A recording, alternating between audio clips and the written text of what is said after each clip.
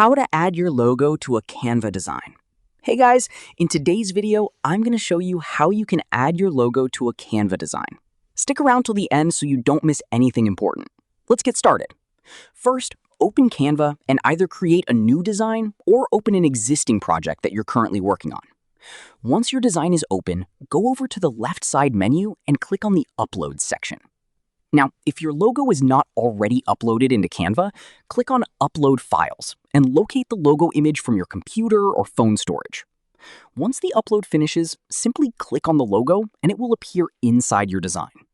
At this point, you can resize the logo by dragging the corners. You can also move it anywhere you want on the screen. Now, sometimes you may notice that your logo looks circular, but the actual image file has a square background around it. If you want to make it look cleaner and perfectly circular, here's what you can do. Go over to the Elements section on the left side and type Circle into the search bar. Then scroll down until you find the Frames category. Select a circular frame and place it onto your design.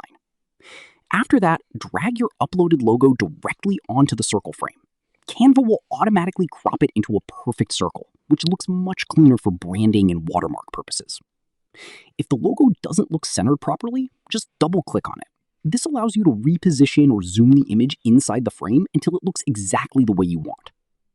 Another thing you can do is lower the transparency of your logo. This is useful if you want to turn it into a subtle watermark instead of having it fully visible. To do that, click on your logo, then go to the transparency option at the top of the screen.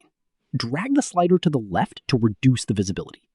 For example, setting it around 40% to 60% usually works really well for watermarks. Once everything looks good, click on Share and then Download to save your finished design. And that's essentially how you can add your logo to any Canva design quickly and easily. I hope this video helped you out. If it did, make sure to leave a like and subscribe for more Canva and tutorial videos like this one. Thanks for watching, and I'll see you in the next one.